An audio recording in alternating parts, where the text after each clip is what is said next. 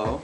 I don't know if an introduction is necessary, but my name is Matt. I am a college student in California. I've been collecting vinyl for about 4 years now, and I just want to share with you some of the things I've recently got. I got a bunch of money for Christmas, so I bought a ton of records in the last few weeks. Unfortunately and fortunately, it hasn't really slowed down my buying, so I still have some more coming in the mail. I may or may not show those also, but to start things off, this is Kate Bush's Hounds of Love. It was originally released in 1985 on EMI Records. This is a reissue on Audio Fidelity. I believe there are 10,000 or so available, so it's still available, but I could imagine it selling out because this is a really successful record from her. Lots of people say it's her peak, creatively and commercially. I would say her album just previous to this one, called The Dreaming, just edges this one out for my favorite, but this is still definitely a classic record that any music fan should hear. It's an audiophile pressing, so it really does sound incredible, but at the same time it's over $30, so I don't know if the increase in quality is really worth the money or not. I'm not sure about that, but it does sound great. So, and it happens to be on purple grayish marbled vinyl, which is cool.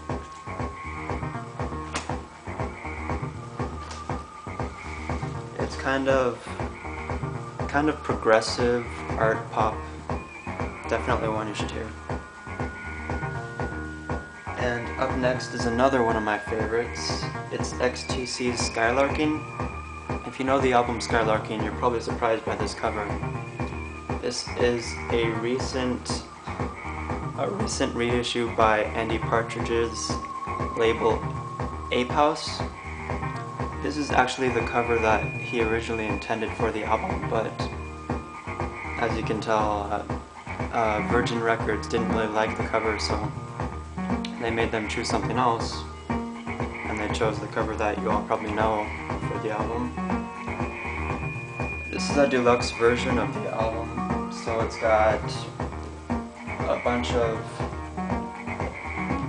pictures inside and other stuff. Some writings by members of the band. It's a really nice package, so I recommend that to anyone.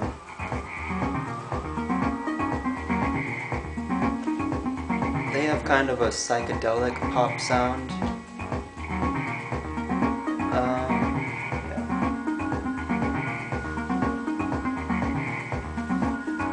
And this is Robert Wyatt's Ruth is Stranger Than Richard. This was just reissued this year, I believe, by Domino Records, and it comes with a CD inside. It's also kind of like, you could describe it as art pop. It's poppy, but it's also kind of got an edge to it that you won't find in most music that you listen to on the radio or something. It's somewhat progressive, avant-garde pop rock, I guess you could call it. Robert Wyatt, you probably know in the band Soft Machine. He was a prominent member of the Canterbury scene. This is one of my favorite artists for sure. This one was released in 1975, just a couple years after Rock Bottom, which was just a complete masterpiece. One of my top 10 albums of all time. So this one's not quite as good, but it's still definitely a great album.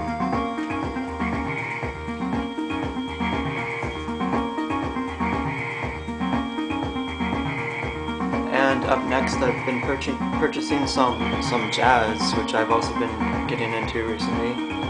This is Lee Morgan's The Sidewinder, and I also got Cannonball Adderley's Something Else. The Sidewinder was released in '64, this was '58. Both of them can be described as hard bop, kind of the kind of sound Charlie Parker made and popularized. So both of these were reissued by Blue Note with their The Treasures of Blue Note reissue series, which both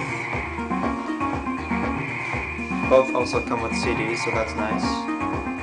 There are also analog productions versions, which are really expensive.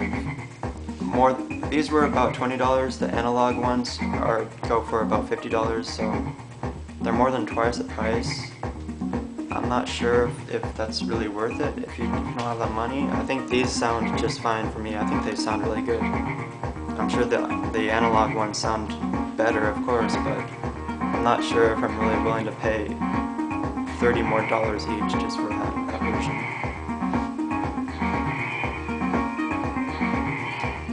And this is Basic Channel. I know it's just a plain cover. That's how a lot of techno is released. It's a single 12-inch. It's got 3 songs on it. Basic Channel to me is just the epitome of 90s minimal techno. I know electronic music, techno, it kind of has a negative stereotype in America anyways, and I don't really buy into it at all. I've gotten into techno a lot in the recent years, and Basic Channel definitely stands out as one of my favorites. So if you're interested in techno at all, I would definitely recommend trying Basic Channel. To me, they're kind of the definition of minimal techno. There's not a lot going on, but the just playing beat kind of shifts and changes throughout the songs in a way that you won't get the same kind of feeling in any other kind of music, really. So they have a couple compilations on CDs, but of course you all probably buy vinyl as well. I would recommend looking for some of these vinyl singles that they put out. This was remastered and reissued just a few years ago, as were the rest of their catalog basically. They can be found for under $10 usually, new. So up next we have Tom Waits' Closing Time. This was just reissued. Also, you'll notice I buy mostly reissues.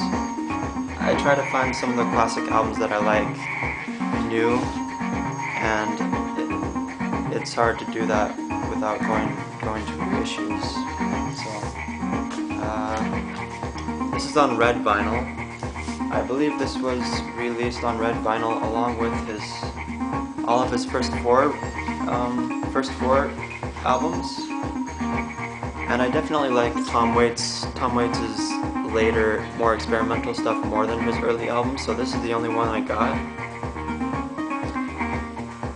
But it's still a really good album. Definitely recommend trying Tom Waits if you don't know who that is. It's kind of bluesy, jazzy, singer-songwriter stuff. This album is his first. It was released in 1973 on Asylum Records, which I think is his own record label.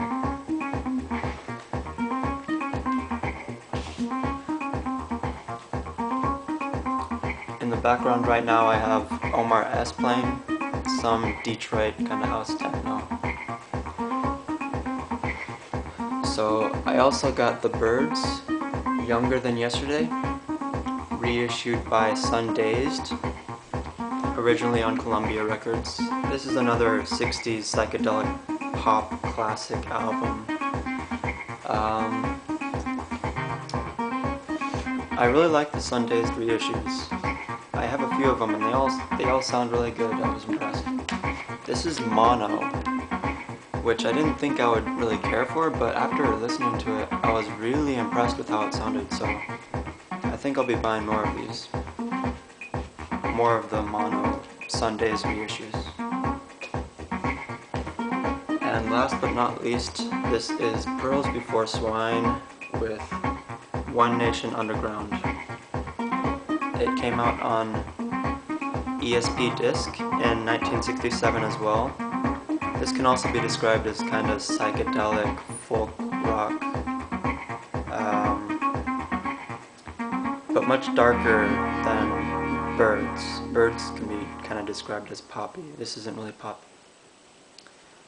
Definitely, if you like folk, psychedelic folk, I know in the last decade there's been this kind of freak folk going on. This is kind of a big influence on that. Not necessarily this album, but this kind of sound that this group is doing here is kind of responsible for that, influenced on that. Definitely recommend trying this one. It's a great album. Alright, so that's about it. I hope you like these albums. Maybe you could try some of them out. I bought more than that, but I just wanted to show you my favorites, so all of those are highly recommended. Thanks for watching.